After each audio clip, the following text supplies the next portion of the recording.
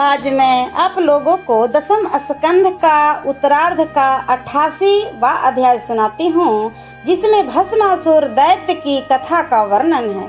श्री सुखदेव जी बोले, हे राजा परीक्षित, भगवान की लीला अपरंपार है, इसे सब कोई जानते हैं। जो जन हरि की पूजा करते हैं वे दरिद्र होते हैं, जो महादेव जी के उपासक हैं वे धनी होते हैं। देखिए, हरि भगवान की यह रीति प्रीति है कि ये लक्ष्मीपति है तो वे गौरीपति है। वे वनमाला धारण किए रहते हैं तो वे मुंडमाला पहनते हैं। विष्णु जी चक्र प्राणी है तो वे शूल पानी हैं। ये धरणीधर हैं तो वे मुरलीधर हैं। ये मुरली बजाते हैं तो वे श्रृंगी हैं। ये वैकुंठनाथ हैं तो वे कैलाशपति हैं। ये सबका पालन करता है तो वे संहार करता है। ये चंदन लगाते हैं तो वे भस्म धारण करते हैं। ये पीताम्बर ओढ़ते हैं तो वे बाघंबर में लपटे रहते हैं। विष्णु जी वेदों को पढ़ते हैं तो शिव जी पुराणों के वक्ता हैं। विष्णु जी का वाहन गरुड़ है तो शिव का वाहन नंदी है। यदि विष्णु ग्वाल वालों में रहते हैं तो शिव जी भूत प्रेतों का समागम करते हैं।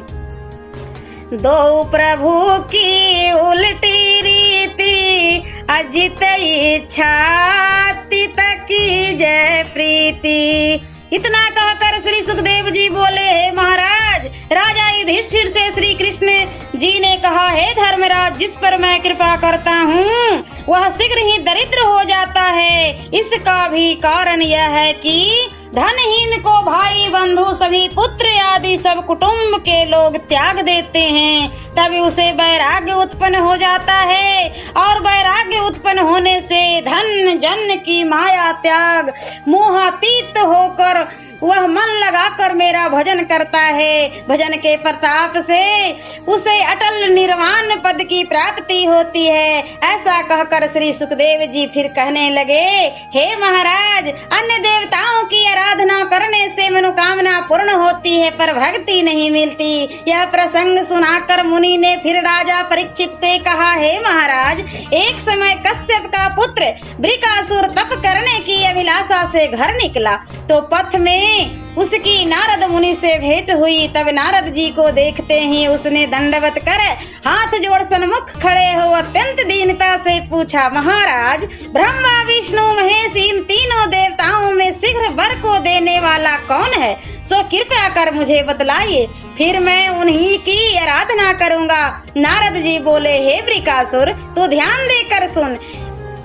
इन तीनों देवताओं में श्री महादेव जी शीघ्र ही प्रसन्न होने वाले हैं। वे भक्त की थोड़ी सी आराधना को देखकर शीघ्र ही प्रसन्न हो जाते हैं, परंतु वे जितने ही शीघ्र प्रसन्न होते हैं उतने ही शीघ्र अप्रसन्न भी हो जाते हैं। देखो, सहस्त्र अर्जुन ने शिव जी की थोड़ी सी आराधना की थी, परंतु उन आशुतोष भगवान ने शीघ्र ही दयालु होकर उसे 1000 हाथ होने का वर प्रदान किया। उसके थोड़े ही अपराध के कारण क्रोधित होकर उसका नाश भी कर दिया। हे महाराज, इतना कहकर नारद मुनि तो चले गए और वृकासुर अपने स्थान पर आया। वह महादेव का अति तप करने लगा। 7 दिन के बाद उसने छुरी से अपने शरीर का मांस सब काट काट कर होम कर दिया। 8वें दिन जब सिर काटने पर उतारू हुआ तब भोले ने नाथ ने आकर उसका हाथ पकड़ लिया और कहा, मैं तुमसे प्रसन्न हूँ, जो तेरी इच्छा हो वह वर मांग, मैं तुझे वरदान शीघ्र ही दूंगा।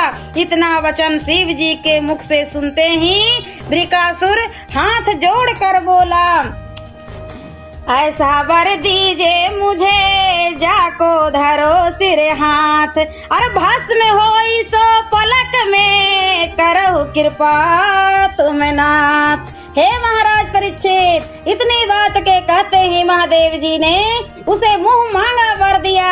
ऐसा वर पाकर शिव जी के ही सिर पर हाथ धरने चला। उस समय महादेव जी भयभीत होकर अपना आसन छोड़ भागे। उनके पीछे वह दैत्य भी दौड़ा, जहाँ जहाँ शिव जी गए वहाँ वहाँ उनके पीछे ही लग गया। अंत में शिव जी अति व्याकुल हो वैकुंठ में गए। उनको महादुखित देख भक्ति हितकारी वैकुंठ नाथ करुणा निधान दया करके ब्राह्मण का रूप धारण कर वृकासुर के सम्मुख जाकर बोले, अरे असुरराज, तुम उनके पीछे क्यों भ्रम करते हो, यह मुझे स्पष्ट कहो। तब वृकासुर ने सब भेद कह सुनाया। पुनः भगवान बोले, हे असुर, तुम्हारे ऐसा भी धोखा खाए, यह बड़े आश्चर्य की बात है। इस नंगे बावले भांग धतुरा खाने वाले मतवाले योगी की बात कौन सत्य माने। यह सदा सर्प लपटाए भयानक रूप धारण किए भूत प्रेतों के संग लिए शमशान में वास करता है, इसकी बात कौन सत्य माने। हे परीक्षित, इस बात को कहकर श्री नारायण जी बोले, हे असुरराज, अगर तुम मेरी बात को झूठ मानते हो तो अपने सिर पर हाथ रख कर देख लो। महाराज, प्रभु के मुख से इतनी बात सुनते ही माया के वश में अज्ञानी होकर ज्यों ही वृकासुर ने अपने सिर पर हाथ रखा त्यों ही जलकर राख हो गया। उसकी इस प्रकार की मृत्यु होते ही स्वर्ग में आनंद के बाजे बजने लगे। देवता गण जय जयकार कर फूल की वर्षा करने लगे। विद्याधर गंधर्व किन्नर हरि गुणगान गाने लगे। उस समय हरि ने शिव की स्तुति कर विदा किया। श्री सुखदेव जी बोले, हे महाराज, जो इस कथा को मन लगाकर स्वयं पढ़ेगा सुनेगा तथा जो कोई इस परम पावन चरित्र को दूसरे को सुनावेगा वह श्री महादेव जी की कृपा का परम पद अर्थात मोक्ष का भागी होगा। ओम नमो भगवते वासुदेवाय नमः। और दसम स्कंध का उत्तरार्ध का 89वां अध्याय मैं अगले वीडियो में सुनाती हूँ।